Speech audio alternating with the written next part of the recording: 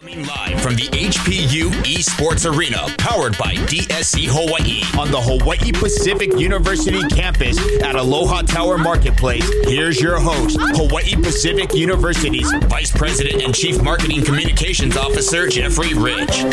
Aloha, Sharks Nation! We are back for another live broadcast this Thursday morning from HPU's beautiful campus here at Aloha Tower Marketplace in downtown Honolulu. I am your host, Jeff Rich, and today we have men's and women's basketball in studio for recaps of this past season and a look ahead to what's coming up next year. Representing the men's team, we have assistant head coach Patrick Frost and 6'5" junior wingman Josh Niusulu. Got that right. All right. And representing the women's basketball program, we have head coach Ray Alvarado and senior point guard Haley Masaki. We're going to talk about the past season, talk about the highs and lows, talk a bit about recruiting, and kind of set the scene for what to expect next year. But before we jump into all things basketball, let's say hello to our in-studio cohort, Mr. Paul Breck. Paul, it's been a couple weeks since you and I connected. What have you been up to? Yeah, it has been, but happy to be back in presence of each other, just running all over a bunch of HPU sports per usual. Had softball yesterday, had baseball earlier in the week, and, you know, we're big Sharks fans over at Hawaii Sports Radio Network, so happy to be continuing that along here today, especially with two really fun teams who are on the upswing going into next season. Yeah, two interesting seasons to talk about, a lot of highs and lows, and you said you're battling a little bit of a cold or the flu, Paul? You're sounding a little raspy this morning? A little bit of my own Michael Jordan flu game today, but, you know, have to power through for the beautiful people and all the Sharks fans out there. Make sure we bring you guys all the best entertainment that we can here on this Thursday morning. There you go. Spoken like a true athlete or athletic supporter. Power through it, right, man? Exactly. Need to. All right. Well, hey, let's jump into the conversation about basketball. That was not a gunshot, right? Okay. So listen, we had two very interesting and different types of seasons between men's and women's this last year. But let's start with the men's team.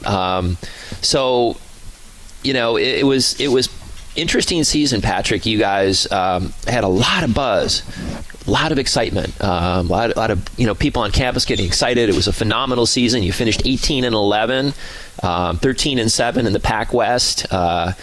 Great record at home, 11-3 at the Shark Tank, and a great road record, 7-6. What are your thoughts coming out? I know it was a bit of a disappointment the way the season ended, but nevertheless, I think most would consider it a really successful season.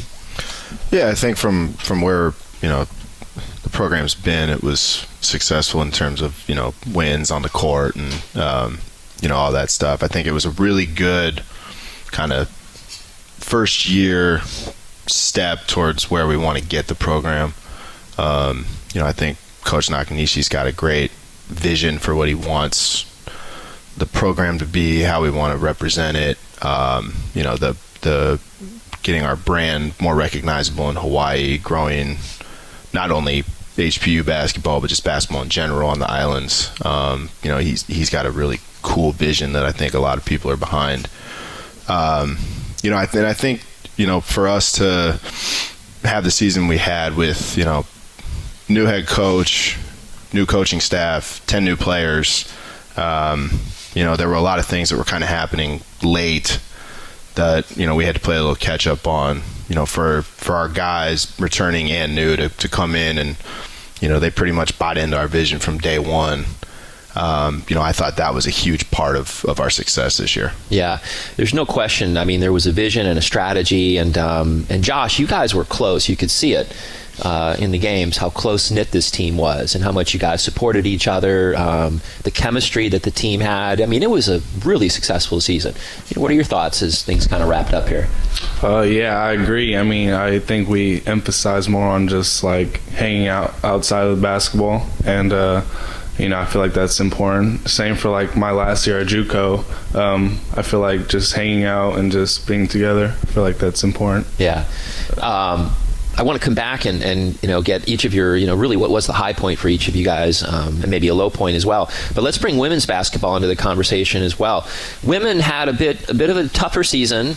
You guys finished the year 7-19, 5-15 in the conference, 7-7 at home, but not great on the road. So, for sure. What are your thoughts, Ray? Actually, I don't really look at it as a disappointing season. If everybody knows what was going on here, and we all got on board very late, and so we weren't able to recruit any other players, so we just kind of went with what we had. And I was actually proud of the team. They accomplished a lot more than people think. So we kind of just, my main goal was like, let's just kind of establish a culture, some type of identity defensively. Yeah. And then let's work to get the offense going. It was an adjustment for the players, but I think a lot of credit to them for kind of just embracing another program change and another philosophy. Yeah. And adjusting to it, and they did the best they could. So I was actually kind of pleased with them, to be honest. So you guys are trying to build the team, strategy and sort of baseline around defense as a strong defensive team and a team that's going to make it tough to score when you come in.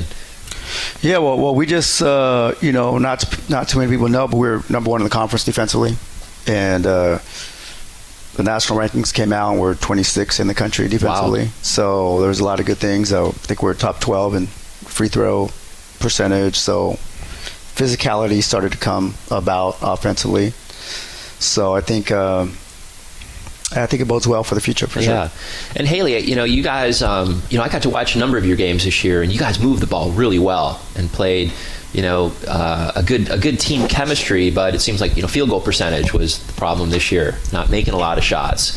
What do you look back at and feel were the strengths and weaknesses when you look at the season? I think strengths definitely, like, our team has stuck together really well, so we've kind of learned to lean on one another and go to each other for advice, go to each other to, like, push one another to keep the standard. I think that was a big thing this year. I think something we could have worked on definitely, I think practicing how we were going to play. I think keeping up that level of intensity and pressure that we have during games, during practice. I think we could have done a little bit better with that. It's interesting, Ray, you said you guys were one of the top teams in free throw percentage, but not as well as we mentioned a minute ago in overall field goal percentage. So that seems a bit of a contrast. Great free throw shooting team, but not always as consistent hitting that outside shot. For sure, and we couldn't really, it was just a tough situation offensively. They would work so hard defensively, and but on the offensive end, we just had trouble putting the ball in the basket. And where we found success was get to the free throw line.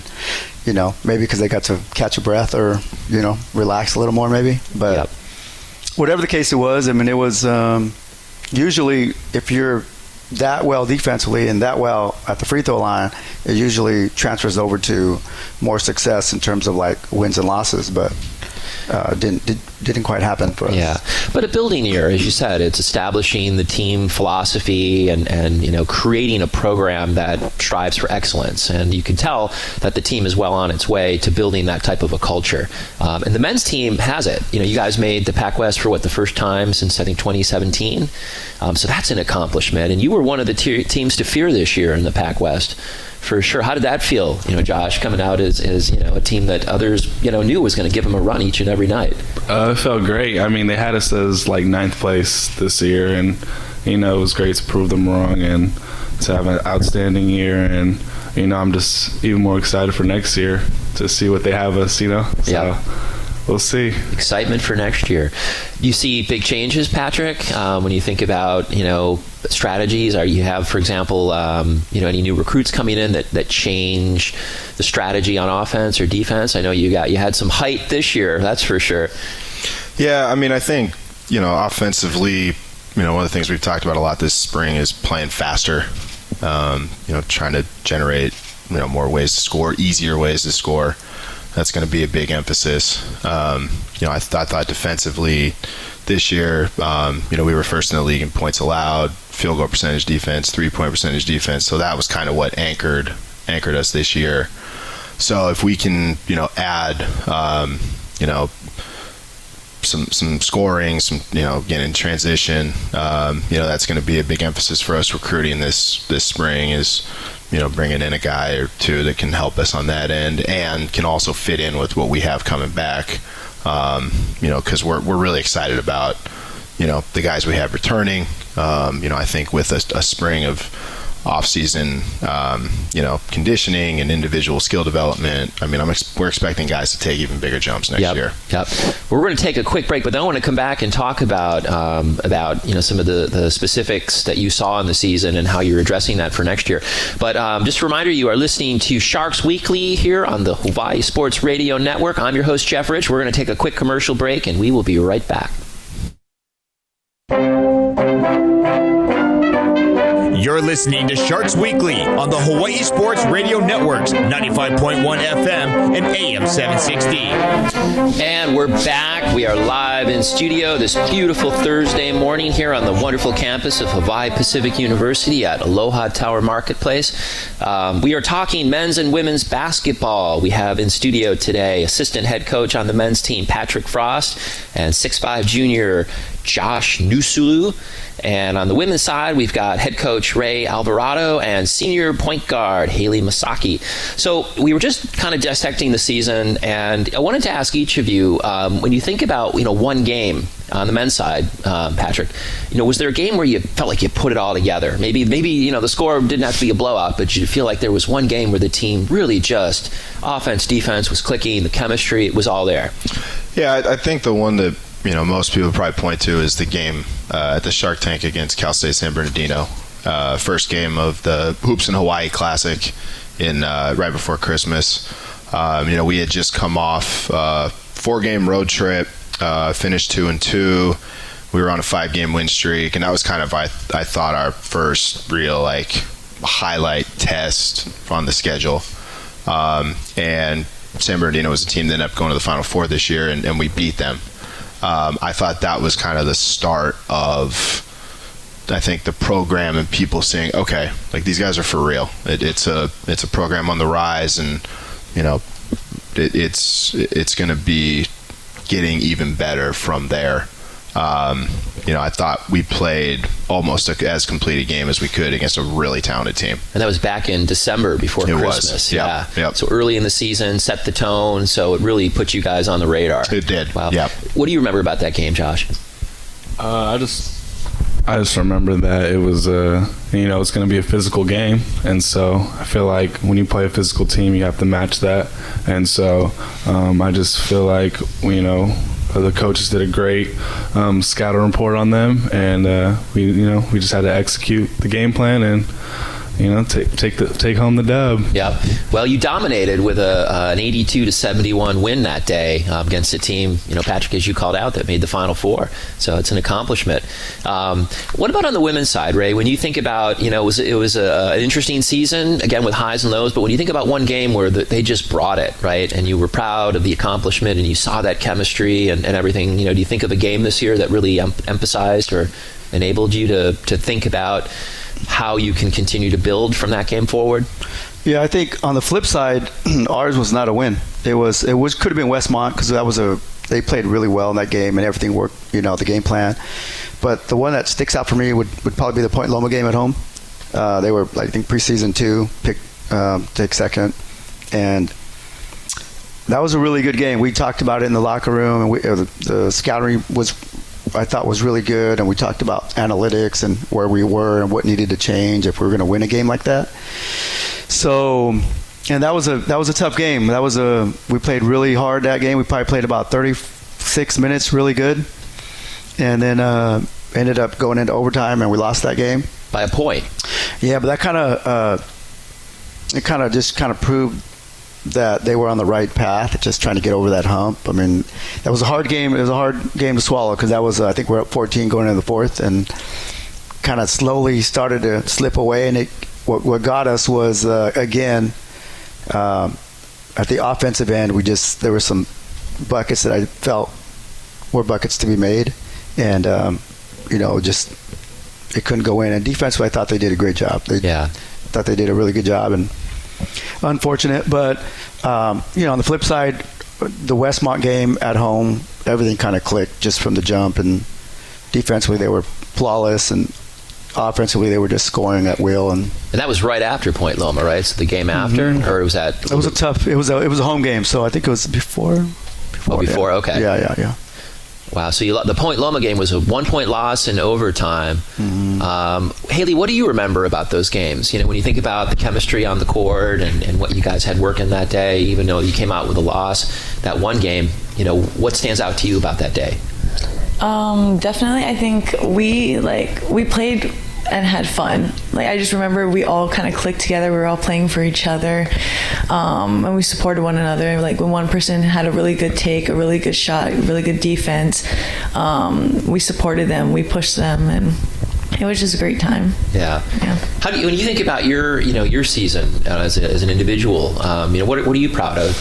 What do you think you did really well? What do you wish you'd worked more on? But kind of assess your own season now that you're looking back at it. Kind of tying those two together, I think being a leader, it was a big jump for me because I'm not a very vocal person to others. It made me a little uncomfortable, but I was given the opportunity to lead my team and be someone to kind of lean on for support, and I just accepted the role and kind of pushed myself to be a better leader. Very nice.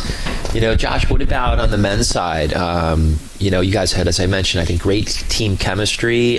Did you have leaders emerge? And how did the team kind of rally behind maybe some of the upperclassmen that had more experience? But give us a sense of the chemistry that you guys were feeling out there.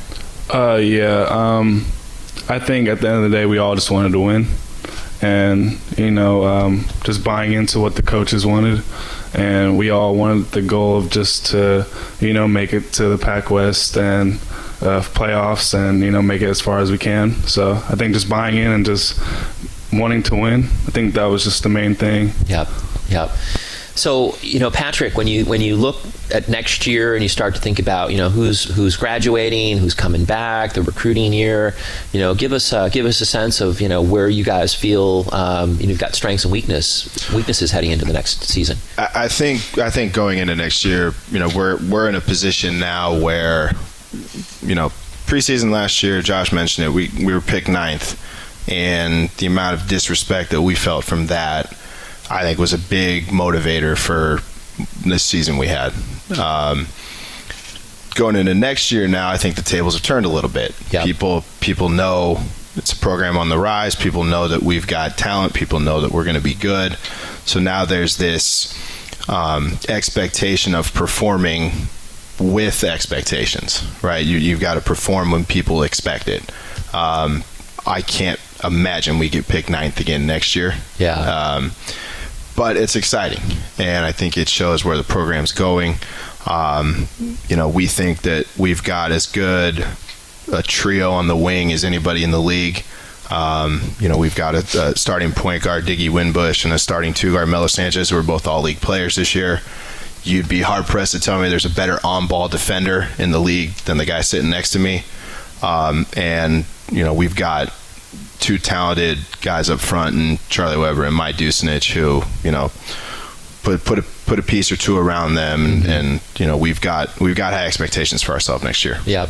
Well, how many players do you have coming back next year? What's the makeup of the team looking like? We have, I think everybody's coming back so far. Wow, not a single graduating player. One Tyrese Terrell. Okay. Yeah. So he's exhausted his eligibility. Okay. But in terms of everybody who has eligibility left and can come back, we've got 1 or 2 guys who are kind of testing the transfer portal waters. Yep.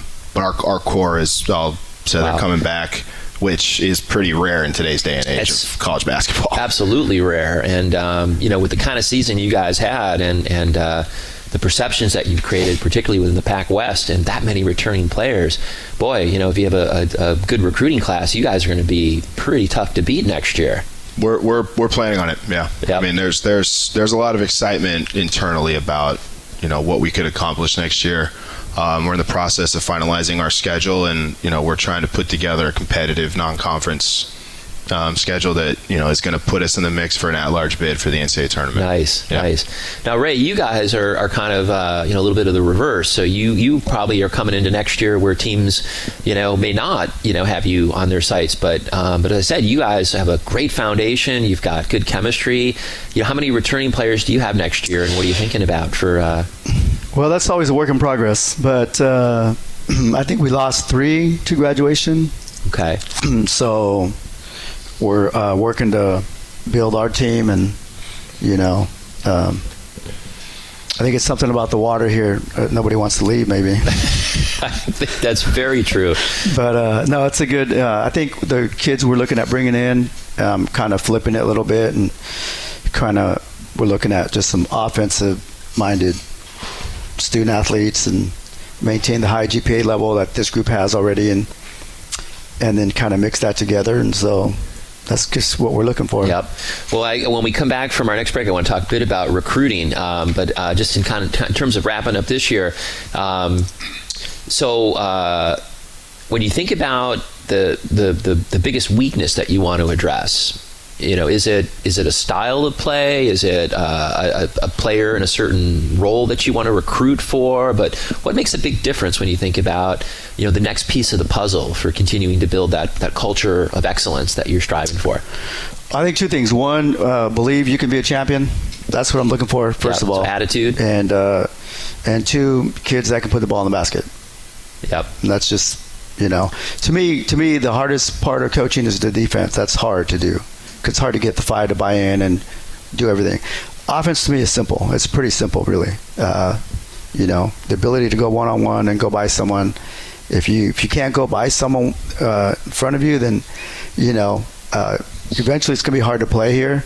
So, and if you can't hit the open shot, then it's going to be tough because contested shots are different, but uncontested shots, you got to make those. Yeah, especially if you're a proficient shooter and whatnot. So that's kind of the mindset going forward. Haley, did you guys, did you have confidence, when you were out there, or, what was the overall team perception? You had your ups and downs, but, was there always confidence and sort of camaraderie among the team, or did you guys ever feel like you had moments where, okay, we got to pull this back together, and then your leaders emerge and do that? But give us a sense of how that played out this year.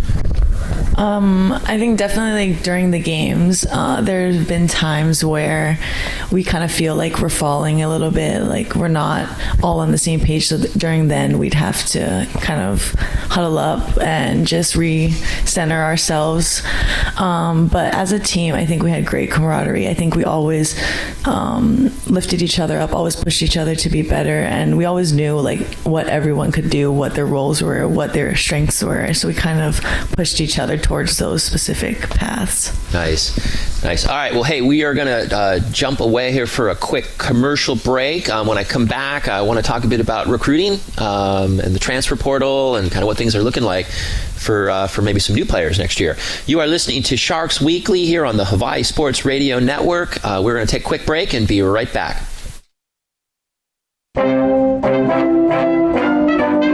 You're listening to Sharks Weekly on the Hawaii Sports Radio Networks, 95.1 FM and AM 760. And we are back. And hey, before we jump into our conversation with HPU men's and women's basketball, I just want to give a big shout out to our amazing sponsors. Waiea Water. Don't leave the quality of your drinking water and your health to chance. Waiea Water's atmospheric water generators create clean, pure, eco-friendly drinking water right from the air. Amazing product. And Island Insurance is also a sponsor of HPU Sports. Island Insurance, local experts protecting local people. Thank you to our sponsors. So let's jump back into the conversation about basketball. We were talking in the last segment about recruiting.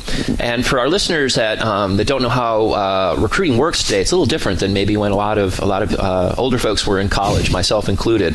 It was very hard to transfer to another school. You often lost a year of eligibility.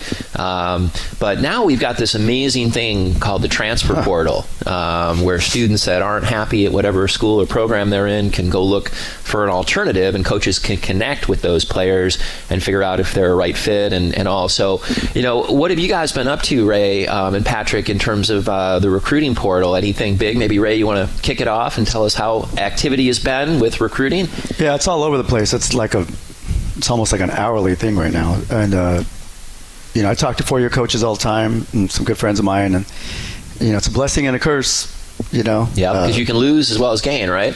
Yeah.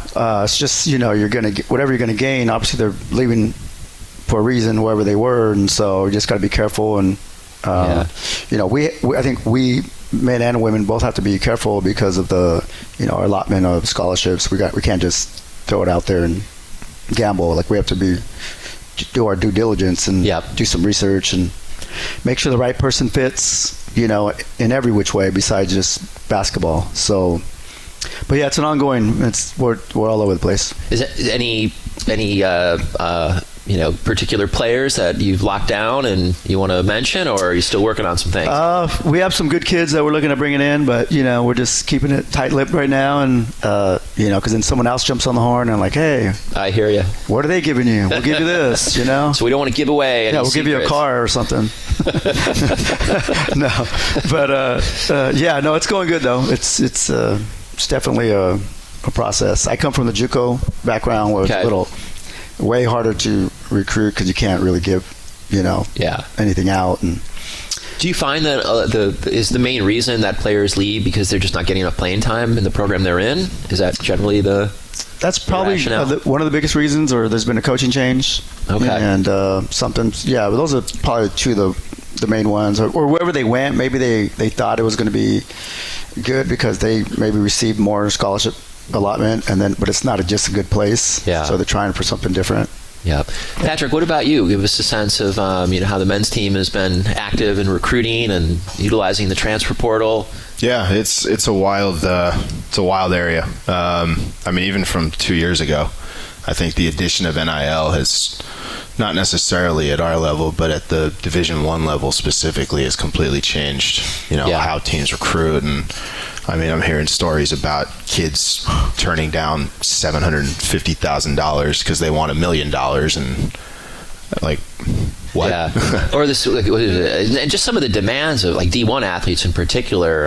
Caleb Williams at USC wanting part ownership in a football team. Right.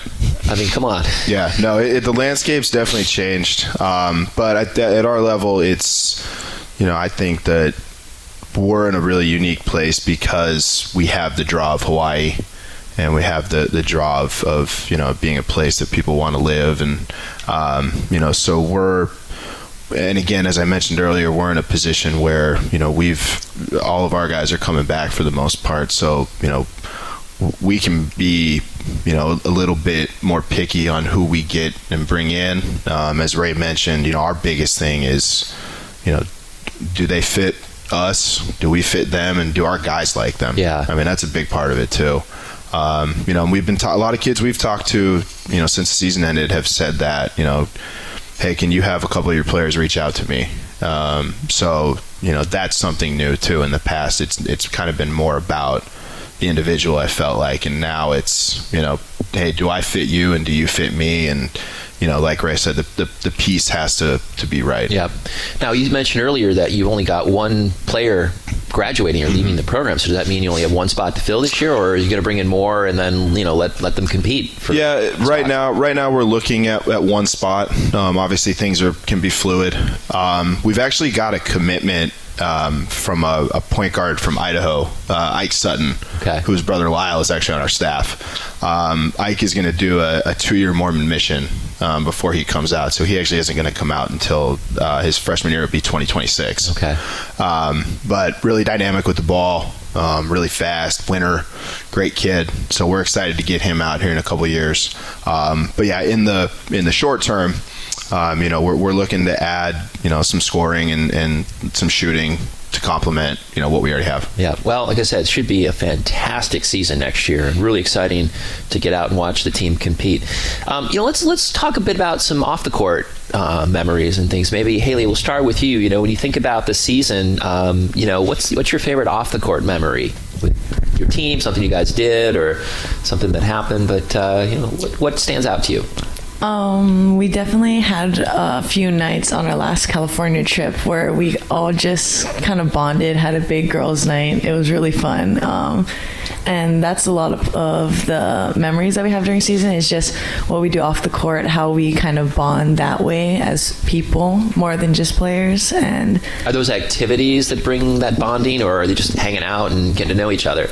Honestly, yeah, just hanging out. We do anything. We kind of just talk, gossip, the whole girl thing. But yeah, it's fun.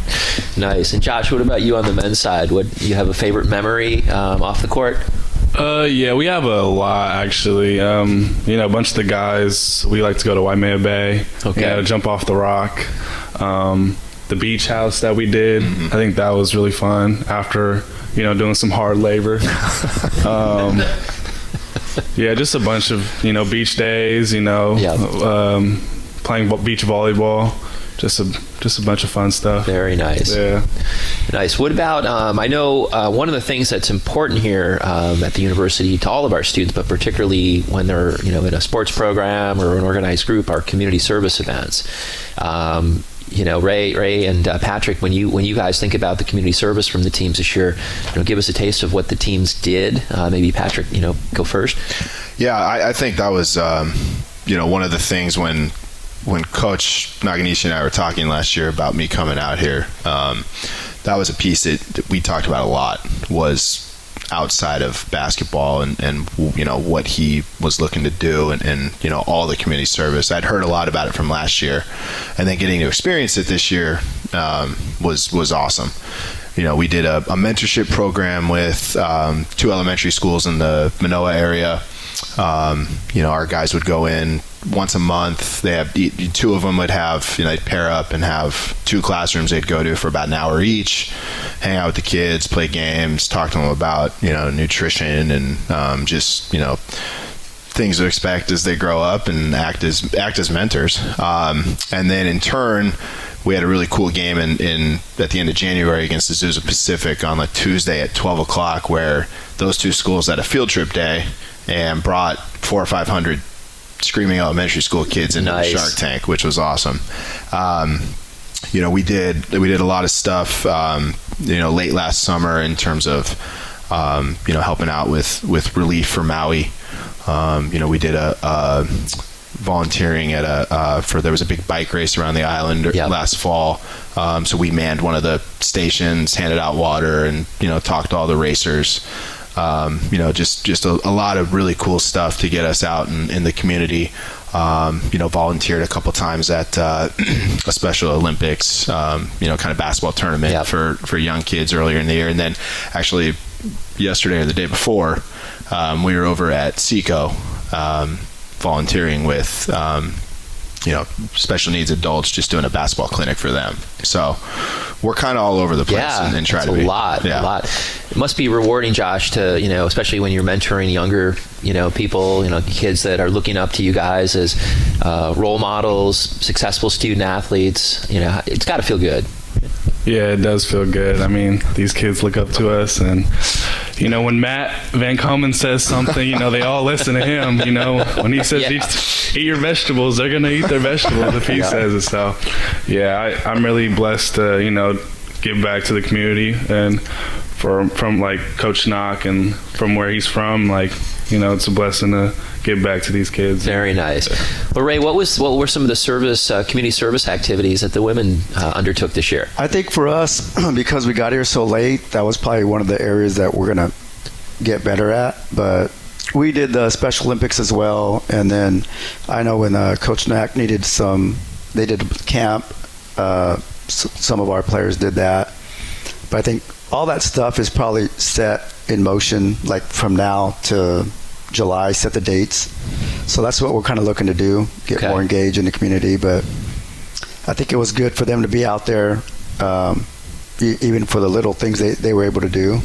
Yep. Gave them a different perspective. So very nice. Memories from community service, Haley? Anything stands out to you? Definitely Special Olympics. I think we kind of looked forward to it as something that we were all like ready to go and help with, and it was fun just to bond with people, kind of talk story a lot, and just learn the ins and outs of what the program does and how they function. That was really cool. Very nice. All right, well, I see I'm getting the signal to take another commercial break, our last of the hour. You are listening to Sharks Weekly, and we will be right back.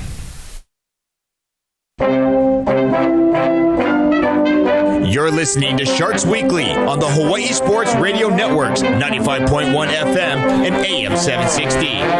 And we are back for our last segment of Sharks Weekly on this beautiful Thursday morning here on the campus of Hawaii Pacific University. So we were talking during the break, Ray and Patrick, you guys are both newer to Hawaii, come in really your first year here. Tell us, what drew you here? What was it about the program, the school, the lifestyle in Hawaii? Maybe you kick us off, Patrick. What really piqued your interest about coming out to HPU? Yeah, I think first and foremost, getting a chance to live in Hawaii. Not a lot of people can say that. Yeah. And partly joking, but it's also a big recruiting tool. That was first and foremost. And for me, the biggest piece of it was after talking to Coach and just seeing his vision for how he, wants to run the program and what he wants it to be and, what it can be. I mean, I having coached in the league before, I always viewed this place as like a sleeping giant. And I think that, we have the absolute right guy in the position to do that. His passion for, wanting to be great and wanting us to get to a level where we're winning championships every year, is something as a competitor I really respect. So, to be honest with you, he did a great job recruiting me. Gotcha. So I take it you are happy with that decision now that you've been out here a little while. It's everything you expected it to be? Very happy. Really enjoy the people we have in the program. Our players are great. They're fun to be around. My wife got out here in early January. So she's been out here for about 3 months now. And I feel like she's trying to get us to every inch of the island. We've been to North Shore. We've been to Kailua. We did the movie tour, Kailua Ranch a few weekends ago. Yep. I feel like every Friday she's like, "Hey, we're doing this weekend." I'm like, "Cool. Yeah, tell me when we're leaving." Never run out of things to do out here. Yeah. And even when you've done it all, you want to do it all again, right? Yep. It truly is for our listeners. If you folks have not been out to Hawaii, if folks are listening to our stream recorded, it's an amazing place to be, a special place to be. And your comment about it being a strong recruiting draw, I can absolutely see that, but I could also see it being something that scares a few players off because it is 2,500 miles away from any major landmass. Yeah, it does. I think I think once you get out here and you kind of get your bearings and understand that I didn't even realize how big Honolulu was until I got out here. I didn't know it was like the 20th biggest city in the country. Yeah, 1.5 million people. It's you can get your city fix. You get small towns. You kind of have options on what kind of experience you want to get here, and I think that's something that I hope people understand. Microclimates all over the island. Yes. Ray, you came to us from California, so you're no stranger to sunshine and beaches, I take it. But what's special about this place to you, and what was the draw? I think for me, I came from a 2-year college, and whether being an assistant or head coach, it was like 18 years of that grind, which I think on a personal level, that's the hardest level to coach. So for me, then I just felt like this is a chance to go to a 4-year university and take that next jump. And so I actually had never been to Hawaii. So really? You took the job without coming out? Yeah, so I came on a visit and whatnot, but I had never been here before. Okay. And so it's definitely unique, and I find when I get some downtime, I'll just take a drive somewhere and pull over or walk the beach or go downtown for a minute. But people are great here. You find that out pretty quick. Yep. So I think too, I agree with Coach. It could be a great draw, and so that's kind of what drew me. And it was time to, I always find like my decisions are about like peace. So I found peace leaving one place, and because I felt we did everything we could do there, and then I found peace making the decision to come over. And so nice. Well, we are certainly glad that you're here and getting to work on building a culture of excellence, which you're well on your way to doing. Let's wrap up with our last few minutes. I want to talk to our student athletes and maybe ask you, Haley. So I see you're a senior psychology major, and your career goal is to become a licensed clinical psychologist, and you want to stay here in Hawaii. What got you kind of focused on that career pathway? I feel like as a kid, I never really experienced or was taught about mental health, about your emotionality, about how your mind affects your body, that type of situation. And I think it's really interesting. It's a lot of information that a lot of people could benefit from, and I kind of want to be able to help people with that. And is that also driven, we've all seen a lot of the research and studies that, show that, kids today from K to 12 all the way through college are experiencing more mental health crises than ever before. I think a lot of that, as we probably would surmise, driven by social media and things like that. But was that an influencer in your desire to start to help people work through problems and get healthier mentally? Yeah, definitely. Especially because there's a lot of people my age, like my friends, people I've surrounded myself with, who've also dealt with mental health issues, and they don't really know the options or the opportunities that they have that are accessible to them. And I think that that's a big thing that more people should know about. Yep. And I see it's wonderful too that you want to stay on island and help the local community, which is very admirable. Josh, let's go to you. So you are a communication major, but you're looking to continue on with your basketball career as long as you can go, or as far as you can take it. Tell us about that. Yeah, I just want to, like growing up, as a little boy, playing basketball in recess, and like saying like, oh my God, like I can get paid playing basketball, like that's insane. So yeah, I just I can never stop playing the game, and I just want to get better at it, and hopefully play overseas. And is there like European League, or what are you thinking? Anything. Hopefully any like the coaches that we have can help me out. Some of my junior college coaches, they're trying to help me out as well. Yeah. So anywhere that can, give me opportunities. Well, stay away from Russia is all I'm going to say, right? So don't play any exhibition games in Russia, right? We don't want to see you on the news. Yeah. So what do you think, though, when you're beyond your basketball career? You see putting the communications degree to work, but what do you think about longer term after basketball? Yeah, being like a sports broadcaster, or something that deals with just anything with basketball, or being a commentator, or like radio host, or something that I can put it to use. Something that merges sports and communications, which you're going to have a wealth of experience in by then, right? Yeah. Wow. So we're coming to the end of the school year. Are you guys completely done? Is there any big mixer you're going to have for the HPU basketball in general, or is all the programming and stuff kind of done for the year? We did a team dinner last week at Duke's. Just for the men? For the men, and then a few administrators were there, but we tried to keep it kind of mostly our team. We'll be together in the gym for another month, and then we've got obviously the annual end of the year awards. I think on April 26th. But for the most part, it'll be get through spring workouts, and then kind of give them a plan going into summer. Very nice. And Ray, you guys done, or do you have? We're just working. We got to work in the off season now, and then just kind of building our team, and kids will be done in first week of May, and then we'll see them again. Nice. Wow. Well, I want to thank all of our in studio guests today. It was a great conversation. Exciting seasons, and I think that you have built up anticipation and excitement for what we're going to expect next year in excellence. On the court and off the court. And to Haley and Josh, I want to wish you guys well as you continue your basketball and your personal and professional careers and get kind of rolling. It's been a pleasure to have you in studio. studio. You have been listening to Sharks Weekly, and just as a reminder, you can catch us. We have a recorded version of today's show available on YouTube. If you check out the Hawaii Sports Radio Network's YouTube channel, you can see all the fun in studio as well as hear it. So thanks for being with us this morning, and we will catch you next Thursday live from the Esports Arena on the campus of Hawaii Pacific University. You've been listening to the Hawaii Sports Radio Network's special presentation of Sharks Weekly in conjunction with Hawaii Pacific University on 95.1 FM and AM 760.